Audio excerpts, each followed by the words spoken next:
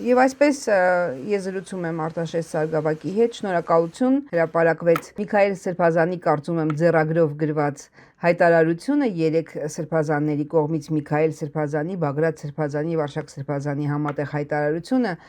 եւ ամբողջ օրվա ընթացքում մենք լուրեր էինք կարդում այն մասին, որ Սրբազանի առողջությունը վատացել է, լավ վիճակում չէ եւ ուզում էի անպայման ձեզ լսել, մեր հետևորդներին շատ հետաքրքիր է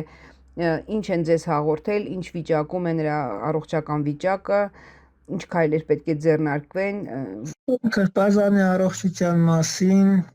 կասեմ, որ բնական է, խնդիրներ կան առողջական եւ ինչ վերաբերում է վիրահատության հետ կապված,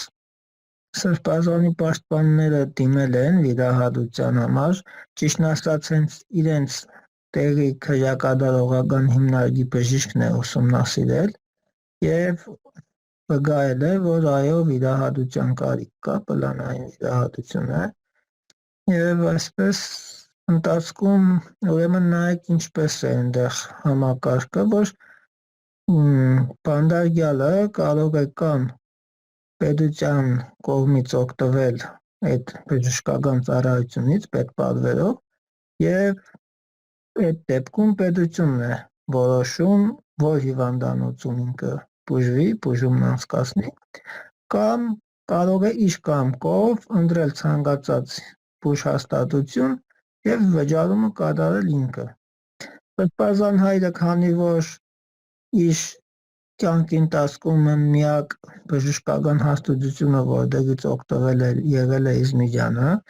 եւ իր հիվանդագիրքն է այնտեղ եւ իր տվյալները եւ իր բուժող բժիշկները, այդ պատճառով ինքը նախընտրում է բուժվել կամ վիրահատվել այդ հիվանդանոցում, քանի որ այնտեղ իրեն ճանաչում են, ինքն էլ է ճանաչում, ինքը ունի բժիշկ, ով իր հիվանդության պատմությանը տեղյակ է, լավատեղյակ է եւ սա իր իրավունքն է, որը որ սահմանված է, գրված է եւ այս իրավունքից իրեն զրկելը պարզում եմ վկայում է քաղաքական ճնշման մասին, ընդամենը այսքան է, ինքը փաստաբանները դիմել են իրա, որպեսզի Այսինքն թույլ չեն տալիս, որ ինքը այդ իրավունքից օգտվի, վճարի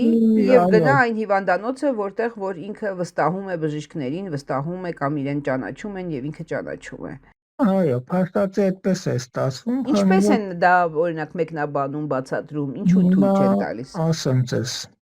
Ուրեմն փաստաբանները դիմել էին, որ Սրբազանը ուզում է Իզմիրյանում վիրահատվել, իսկ իրենց պատասխանը եկել էր, որ Սրբազանը հրաժարվել է անվճար բուժօգնությունից։ Այսինքն այս մեկը մյուսին մի կողմից չի հագասում, այո, Սրբազանը հրաժարվել է, բայց Սրբազանը առաջարկել է, որ իր հաշվին գնա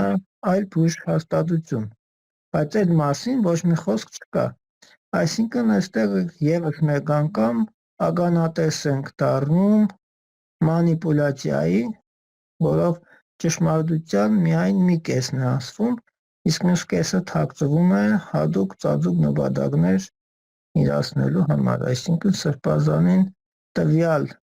օրենքով նախատեսված հնարավորությունից զրկելու համար, ինչը բնականաբար աշտանագնահայտ է, որ պատճառը քաղաքական դրդապատճառ է, սա է խնդիրը այս պահին։ Դուք վերջին անգամ երբ եք հանդիպել Սրբազանին, երբ եք նրան տեսել։ Անցած շաբաթ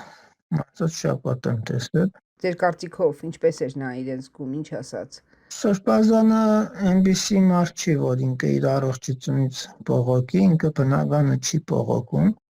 բայց միանշանակ այդ անհրաժեշտությունը կա, քանի որ իրենց իսկ բժիշկն է ասել, որ պետք է վիրահատություն, հետևաբար եթե իրենց բժիշկն ասում է, որ պետք է, ուրեմն ինչքան առավել եւս կասեր մի այլ բժիշկ, ով որ նայեր եւ հետազոտեր Սրբազանին։ Իսկ մնացած առումով Սրբազանը ամուր է, ծիկ է, դրամաշությունը տեղում է, ամեն ինչ շատ լավ է, փառք Այդ առիթով օրինակ իր եղբայրների այդ 10 սրբազանների արարքը, այդ հայտարարությունը ինչ էր ասում այդ մասին Միքայել Սրբազանը։ Նա զարմացավ, որ հատկապես այդ 10 սրբազանները գնացին այդ քայլին։ Այդ մասին ինչ որ բան խոսել է։ Այդ մասին չէ, այդ մասին չենք խոսել ճիշտն ասած, նարիք չէր եղել, բայց Սրբազանը բնականաբար ցավ է ապրում, ինչպես որ ցանկացած մարդ կապրի, եթե իր հարազատների, իր եղբայրների կողմից դավաճանվի, ով ոչ միայն ինքը, այլ հենց եկեղեցին է դավաճանվում։